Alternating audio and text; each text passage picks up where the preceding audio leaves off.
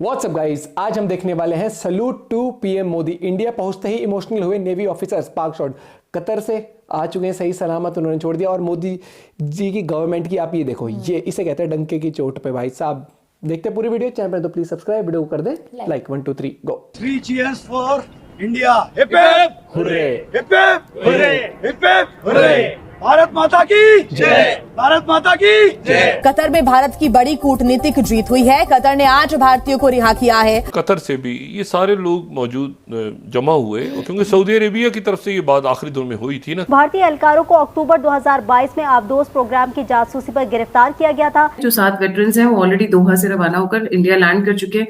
उनमें से जो एक उतरे हैं वो तो मोदी के गुण गाते नहीं थक रहे हैं। The only thing is saying is अगर मोदी नहीं होते तो हम नहीं बचते, अगर मोदी नहीं होते तो हम नहीं बचते। Without the intervention of Prime Minister Modi, it wouldn't be.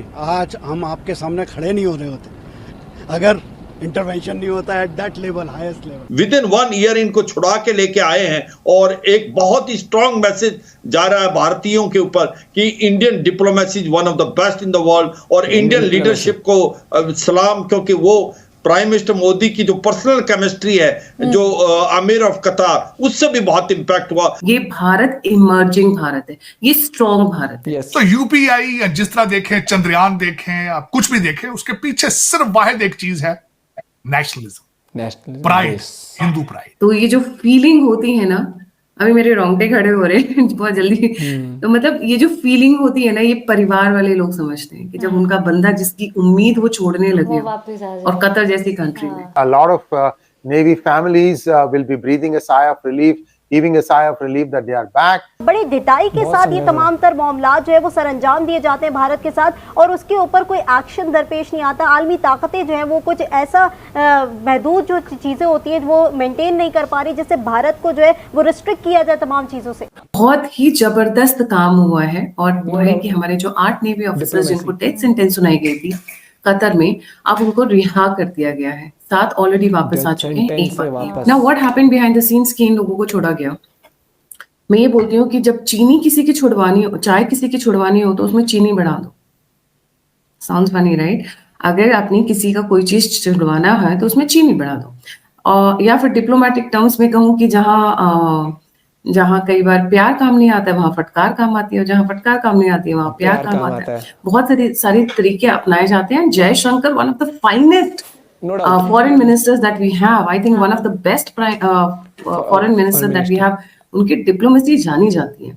वो अच्छे को धोकर रख देते हैं, लेफ्ट राइट सेंटर, तुम हो कौन। सो आती हूँ मुद्दे पे। Here it begins.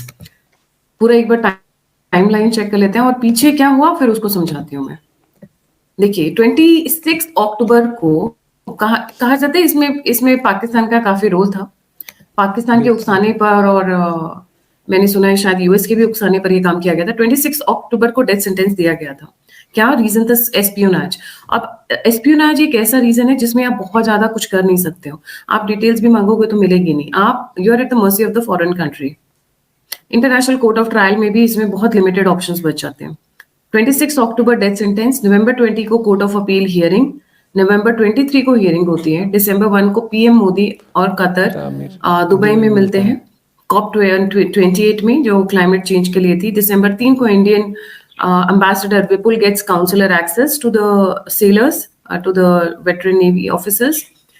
दिसंबर 7 को हियरिंग शुरू होती है और दिसंबर 28 को court ओवरटर्न्स death sentence. Modi ji का अब मैं ये बोलूंगी सीधे सीधे, देखिए मैं आप लोगों का भी सुबह का टाइम है।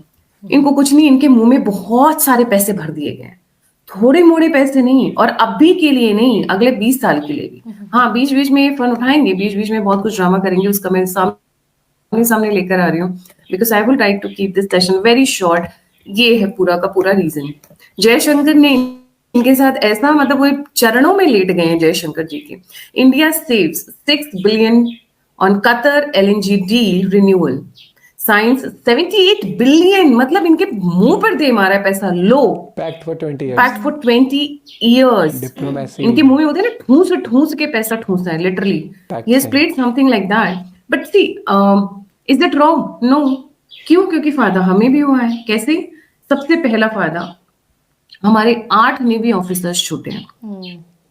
8 नेवी ऑफिसर शुट है, क्योंकि ये पता है आज की डेट में कि भारत अपने लोगों को कहीं पर भी अकेला नहीं छोड़ेगा, चाहे वो विंग कमांडर अभिनंदन हो, चाहे यूक्रेन में भारतीय स्टूडेंट्स हो, चाहे अफगानिस्तान में हमारे सिख हो, चाहे सीरिया, लीबिया, ईरान, इराक, कहीं पर भी हो, हम अपने भारतीयों को अकेला नहीं छोड़ते हैं, ये सभी को पता है। तो ये जो बिलियंस ऑफ डॉलर्स की डील हुई है, मैं अगर इसको बोलूं तो ये जो 80 बिलियन डॉलर्स का जो पैक्ट हुआ है, उसमें हमने बचाए हैं 48,000 करोड़ फॉर नेक्स्ट 20 इयर्स। ये 7 जो सेलर्स हैं, जो 7 वेटरन्स हैं, वो ऑलरेडी दोहा से रवाना होकर इंडिया लैंड कर चुके हैं। उनमें से जो एक उतरे हैं, वो तो मोदी के गुण गाते नहीं थक रहे हैं। The only thing is saying is अगर मोदी नहीं होते तो हम नहीं बचते, अगर मोदी नहीं होते तो हम नहीं बचते। Their families are fabulously enjoying. समझ सकते हैं, 8 सेलर्स 8 फैमिलीज बचाएंगे अभी। और मैं इसलिए कह रही हूँ क्योंकि मैं भारत के बाहर रहती हूँ, तो ये जो फीलिंग होती है ना, अभी मेरे रोंगटे खड़े हो रहे हैं बहुत जल्दी। तो मतलब ये जो फीलिंग होती है ना, ये परिवार वाले लोग समझते हैं कि जब उनका बंदा जिसकी उम्मीद वो छोड़ने लगे हो, और कतर जैसी कंट्री में, और फिर वो लौट कर आए, तो बहुत हो जाता है। Indian diplomacy under Jaishankar has been scaling new heights and this is just one of them, no doubt, just one of them. Cheema sahab, मैं सबसे पहले तो खैर भारत के यूपीआई से मैं बात उस पर करना चाहूंगा। मुझे अभी तक वो चीज नहीं भूली जब मोदी साहब एक इंटरनेशनल कैंपेन पर निकले थे, जिस सिलसिले के अंदर वो अमेरिका आए, फिर फ्रांस गए, फिर उसके बाद वो मिडिल ईस्ट गए। उसके अंदर यूपीआई एक वेरी इंपॉर्टेंट था, उनकी अपनी करेंसी को प्रमोट करना वेरी इंपॉर्टेंट था। फिर दूसरा उनका सबसे बड़ा टारगेट था अपने डायस्पोरा को प्रमोट करना। तीसरा उनका सबसे बड़ा टारगेट था भारतीय स्टूडेंट्स का। और फिर उसके बाद मैंने जो सबसे बड़ी उसकी मैं साथ सपोर्टिंग आर्गुमेंट ये दूंगा कि आप ये देखें कि UPI is related to the उनकी करेंसी के साथ अटैच है। रशिया से उन्होंने तेल लिया है, अपनी करेंसी में लिया, यस, इंडियन रुपीज। फिर उसके बाद उन्होंने यूएई के साथ डील साइन की है, अपनी करेंसी में। उन्होंने नारा लगाया है कि एफल टावर पे इस वक्त सबसे ज्यादा भारतीय जा रहे हैं, वो अपने यूपीआई के साथ अपना टिकट खरीद सकेंगे। लेकिन इसके पीछे एक चीज है, सिर्फ एक चीज है, नेशनलिज्म है। उसके पीछे प्राइड है चीमा साहब। मोदी साहब के बच्चे लंदन में नहीं है, उनकी कोई ख्वाहिश नहीं है कि टोरंटो के अंदर अपने बच्चे को पीआर लेकर, उनकी कोई ख्वाहिश नहीं है कि दुबई के अंदर उनके विलास बने।